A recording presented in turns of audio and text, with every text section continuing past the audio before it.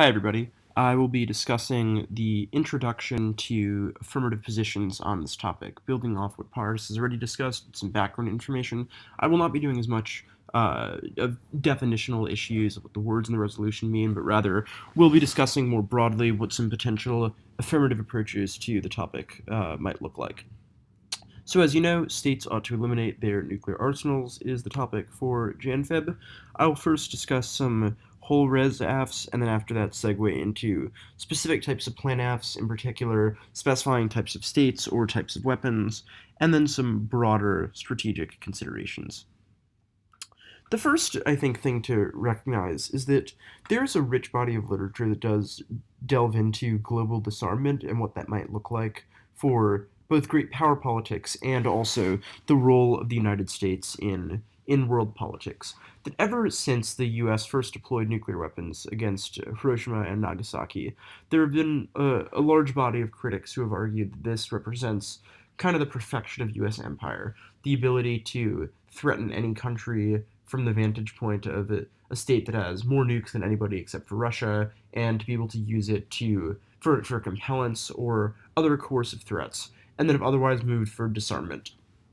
Many of these activists believe in a move towards complete global disarmament, that nuclear weapons are intrinsically violent and either preordain compellence or run the risk of accidents, or even just the production of nuclear weapons via nuclear energy and the testing of them involve massive structural violence. So many of these movements have emerged across time fighting for complete disarmament, particularly among great powers, with the argument that otherwise proliferation is inevitable, that there will be the type of proliferation that reaches all countries over time, as once some countries have nukes, it creates an insatiable desire for everybody to have nukes.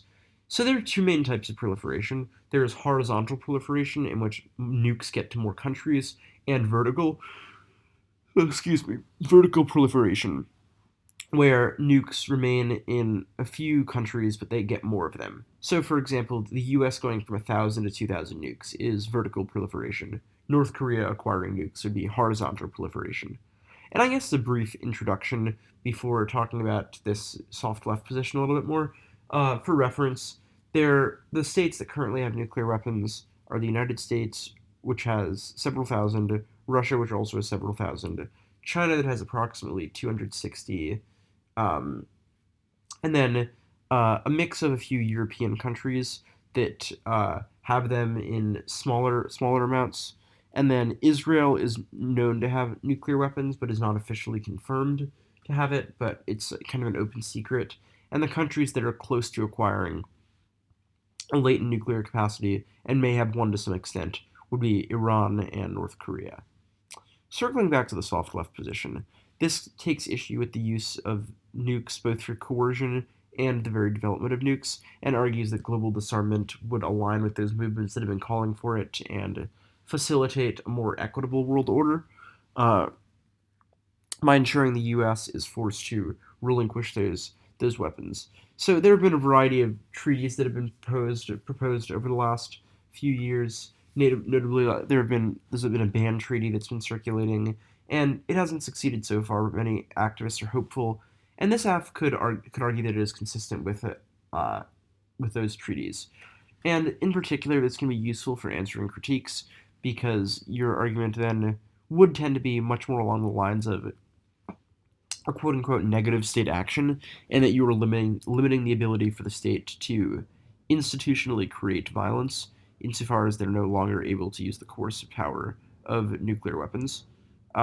Additionally, the advantage of this is that you also get to access. You can also read both more traditional structural violence impacts about the ways that nuclear weapons are sort of co-constitutive with U.S. military power, but also access more traditional big stick impacts about potentially even including arguments about miscalculation within that affirmative. The second, and this will be covered a little bit more specifically when we talk about plan Fs, could be one that limits the ability for current nuclear states to have those weapons. Perhaps the United States, and doesn't claim that nukes are bad in general, but that the U.S. shouldn't have them. This would allow you to say that potentially that hegemony is bad, and that instead of the U.S. and other wealthy countries kind of consolidating nuclear power, that it should be much more democratized with other countries being able to have access to it. So that's another potential approach that you could take. Uh, that literature-based might intersect a bit with the first one, although a lot of people who are discussing the importance of a ban treaty think that nukes in general are unethical, and a lot of your offense will not depend on who owns the nukes, but rather the intrinsically violent nature of nuclear weapons. Whereas you might potentially say that nukes are good, but maybe in the hands of African countries, as opposed to nukes in the hands of Western powers, for the second one. The second broad strokes approach to affirmatives would include ones that are oriented around strategic stability.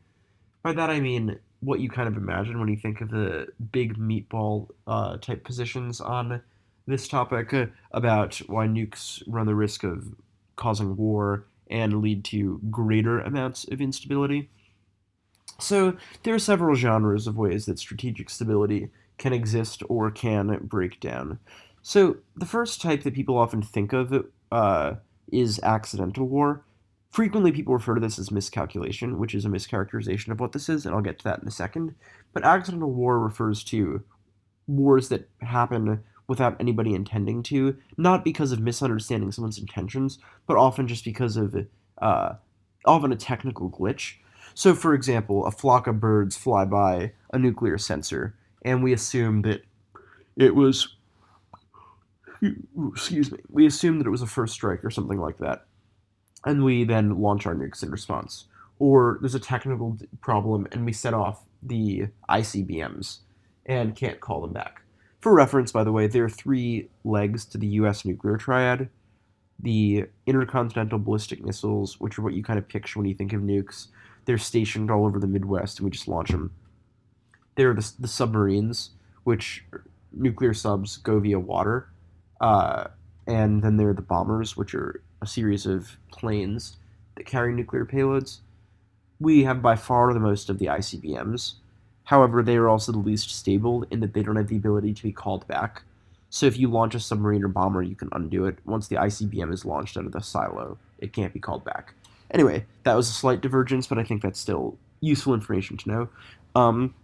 So yeah, the first kind of genre of strategic stability would say that nukes, by nature of the fact that they could have technical mistakes, make accidental war incredibly likely, and that we only really survived the Cold War by mere luck.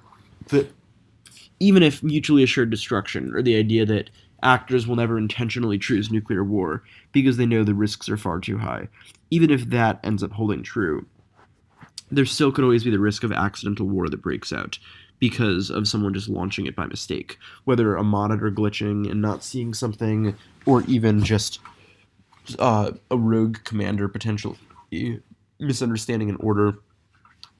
The second type of way that strategic stability can break down would be via miscalculation. This is different from accidental war in that it's not someone screwing up and just launching the nukes, but rather a misunderstanding of fundamental intentions, which can happen even among rational actors.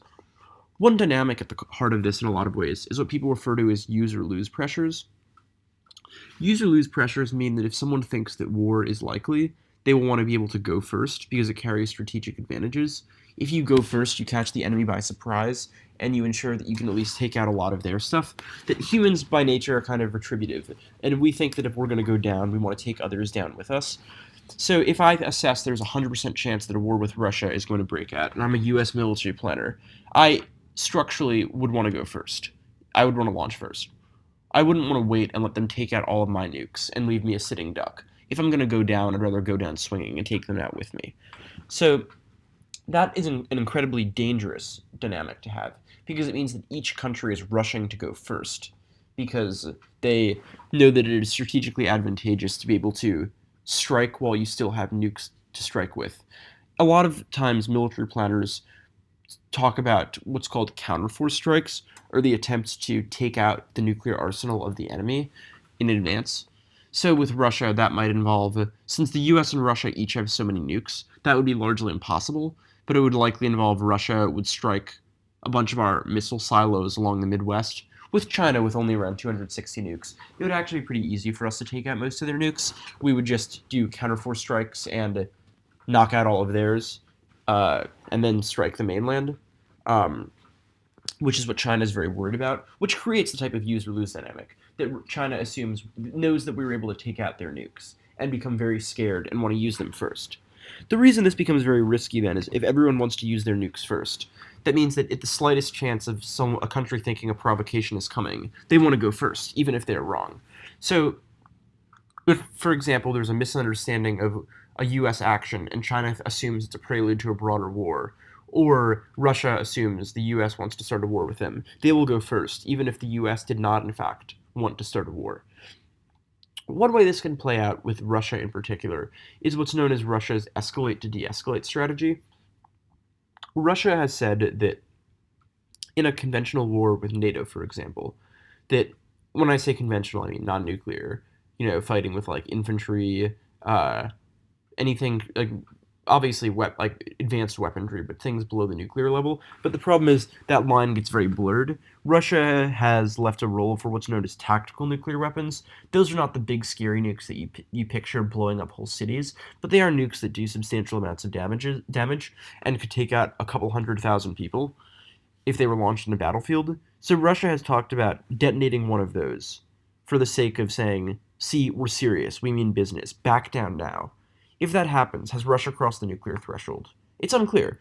Does that mean the US gets to respond in kind with tactical nuclear weapons? Does it mean the US is going to respond with strategic nukes that could take out Moscow? It's unclear. So it's that type of misunderstanding where if a TAC nuke is detonated, do we view that as Russia escalating to de-escalate, telling us to back down, or do we view it as just one extra step up the escalation ladder, where they will very likely do something even more deadly the next time? So that's the second way that war can break out: miscalculation, a fundamental misunderstanding of intentions, leading actors to assume there's a prelude to a broader conflict. These are sort of hard to remedy via deterrence because a lot of these are not based upon actors kind of rationally assessing the costs outweigh the benefits, or vice versa, but rather just a mistake in calculation, or misunderstanding the intentions of other people. So the way this would, I think this helps skirt a lot of the negatives offense about deterrence, slash nukes making war unthinkable. That even if nuclear weapons do make it illogical for an actor to go to war, they might still, it just might still happen because of misunderstandings between military planners, uh, which you could say is kind of structurally preordained in a nuclear world, and that nukes make the mistakes catastrophic because they're civilization-ending weapons. So now discussing some specific planfs. The first ones could specify a specific country or set of countries. So I think one example could be specifying the United States if you wanted to say hegemony is bad slash empire is bad, and say that other countries, excuse me, other countries should instead have nuclear weapons.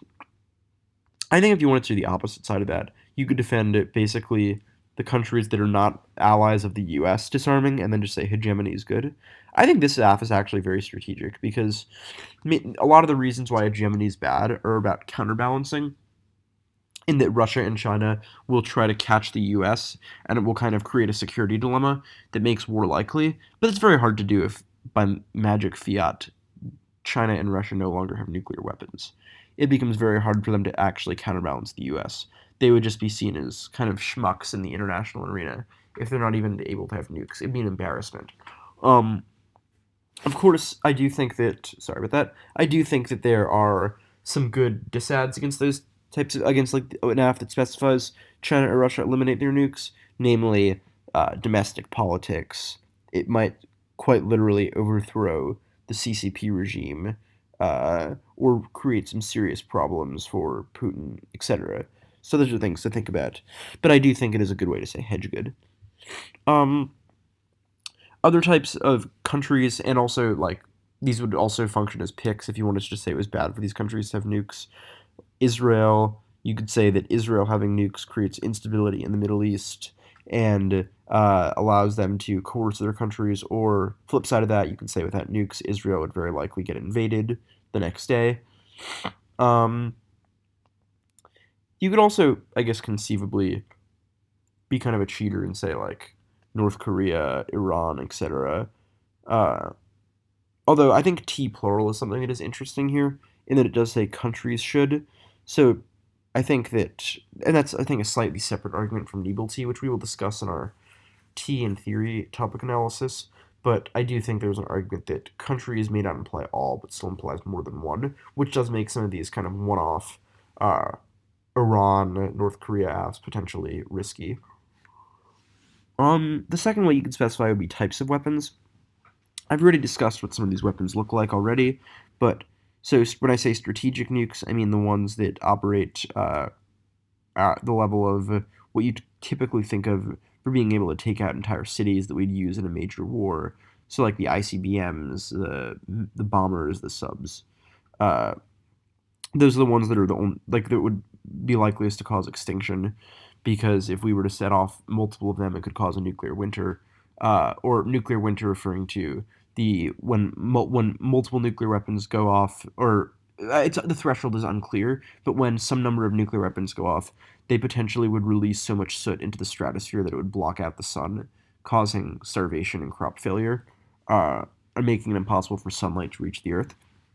So those are the most dangerous nukes, but also the ones we are likeliest to use because, or I'm sorry, least likely to use because we are not idiots and recognize that those would be planet-ending, which is what many people will talk about when they think about mutually assured destruction, or the fact that they're so deadly nobody would ever use them. Low yield slash tactical nukes, what I talked about before, that certainly would not cause extinction but could kill a lot of people. We would detonate them in theater. So if you see TNWs, TAC nukes in theater, uh, that's what that refers to. And the final one would be counterforce slash damage limitation. I alluded to this briefly before, that there can be two types of nuclear strikes that we might use in conflict: counterforce and countervalue. Counterforce is when we attack the nuclear weapons of other countries to prevent them from using them against us. So if we do a counterforce strike against China's nuclear arsenal, we wouldn't be attacking cities. We would just be taking out their nukes. These two people, Lieber and Press, write a lot about this, that if we were to do that, we could do it with low-yield weapons that would kill maybe 700 people, very few, and completely disarm China. So that would not itself cause extinction because that's very low level stuff. But if we fail, we have nuked China, and they have nukes left over, and that is going to create a serious problem. So, and many countries feel that counterforce threats are the most destabilizing because that's what kicks off use it or lose it pressures. Or countries feel like their nuclear arsenal is threatened. Better use them now. And then countervalue is targeting cities. So once you've taken out all of the nuclear weapons of another country, you can just start bombing their cities. That's the most dangerous in that that is the one that likely has the worst environmental effects, because when you're burning like skyscrapers, factories, etc., that often lofts a lot of soot into the stratosphere, which is likeliest to block out the sun. So when you see someone say counterforce or damage limitation, that's what they're typically referring to. Final ideas are some strategic considerations. I think there are three main threatening neg arguments.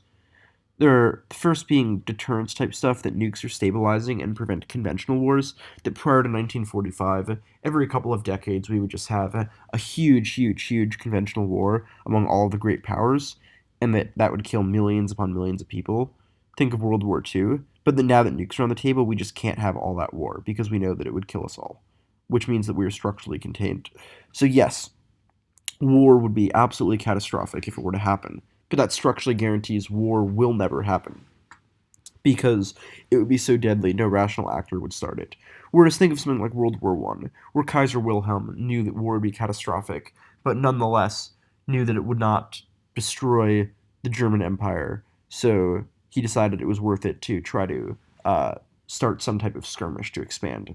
That type of calculation doesn't make sense anymore, where you know that no matter what happens, you'll be turned into a parking lot.